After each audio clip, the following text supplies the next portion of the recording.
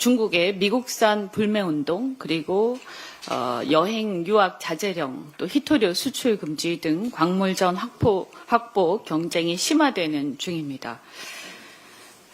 한편 미국은 물가가 급등하고 또 서민들의 경제적 고통 이런 것들을 감안해서 연준과 증시 그리고 미국의 각계 기업 등 경제계의 우려가 심화되고 있는 중입니다.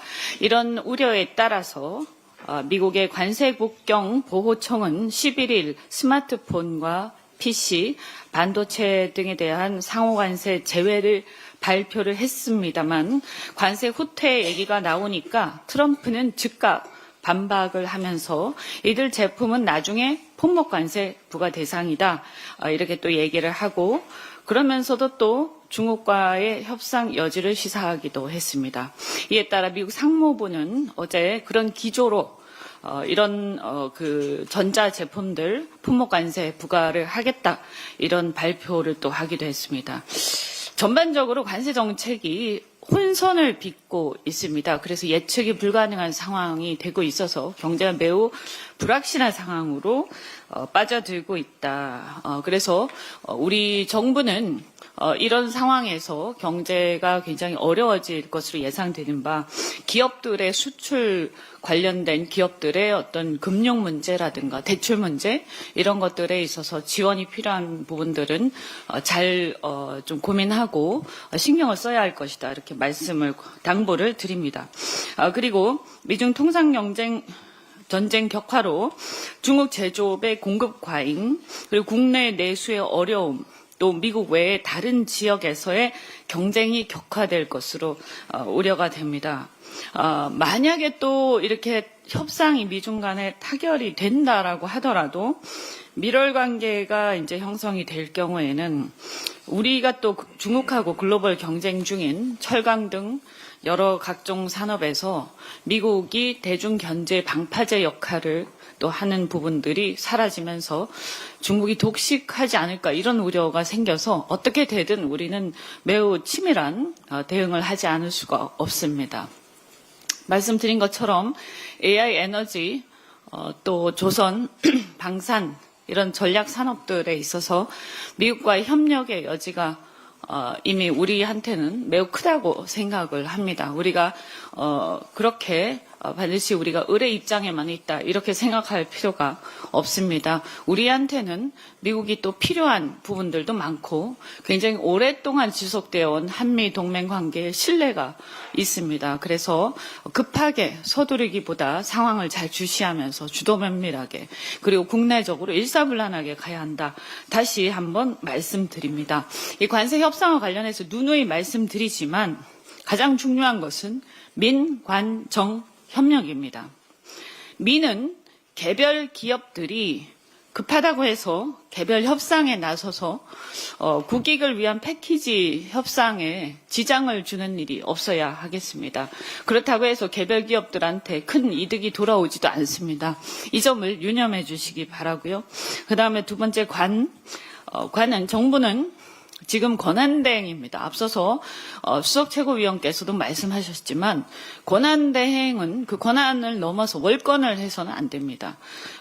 차기 정부가 주도권 가지고 협상을 타결하는 데 있어서 문제가 없도록 또 우리 국민들의 여러 가지 이익이나 불이익 이런 것들이 잘 조화롭게 협상이 타결될 수 있도록 이 권한을 넘어서 자신의 어떤 정치적 야욕에 눈이 어두워서 섣불리 희한한 결정을 하게 되면 결코 용서하지 않을 것입니다. 그리고 세 번째, 또 국회에서는 특히 국힘은 민생 경제를 뒷전으로 두고 대선 출마에만 관심 두지 말고 하루빨리 통상위원회 구성에 응해야 할 것입니다. 나중에 국회와의 협력이 중간에 공백이 생김으로써 문제가 생기면 이것은 전적으로 국힘의 책임이라는 것을 명심하시기 바랍니다. 국힘의 친윤 인사들이 우죽순 출마를 선언하고 있고 한덕수는 출마 저울질까지 하는 후한무치의 극치 이르고 있습니다. 국힘이 양심이 조금이라도 있다면 응당 후보를 내지 말아야 할 것입니다.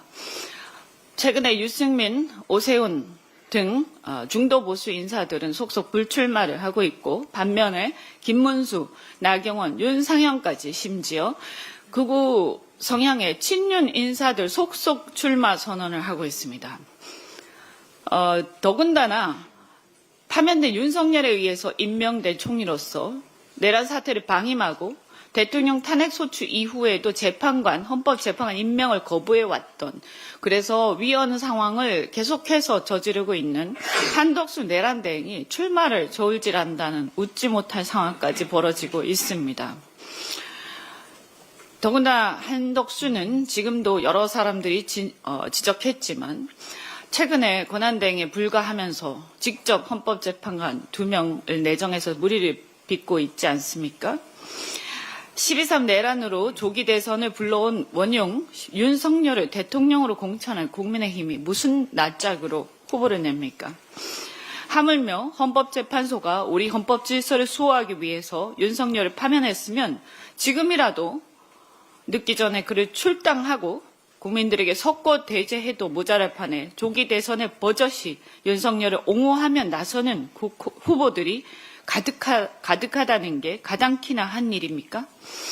누군 내란이 일어날 때 동조하고 묵인했는데도 대선 출마를 저울질한다고 하고, 누구는 파면된 내란 수계를 옹호하며 대선 출마를 하겠다고 나서니 도대체 이들이 양심이라는 게 있는지 모르겠습니다. 적어도 앞으로 어떻게 이런 사태를 예방할 것인지, 국민의힘은 어떻게 이런 상황을 반성하고 달라지겠는지를 국민들한테 밝히는 게 도리라고 생각합니다. 민심, 민생을 제쳐두고 이 와중에도 대선 이후에 당권을 노리고 우죽순 출마하는 모양새가 정말로 꼴사납습니다. 앞으로 중도 보수의 민심, 건강한 중도 보수의 국민이 엄연히 존재하지 않습니까? 누군가는 그들을 대변해야 할 것입니다. 실은 민주당의 역사적 뿌리가 중도 보수란 얘기도 이미 여러 번 했지만 건강한 중도 보수 국민까지도 우리 민주당이 적극 포용하고 대변해서 그들이 정치적으로 소외되지 않도록 신경 쓰겠습니다.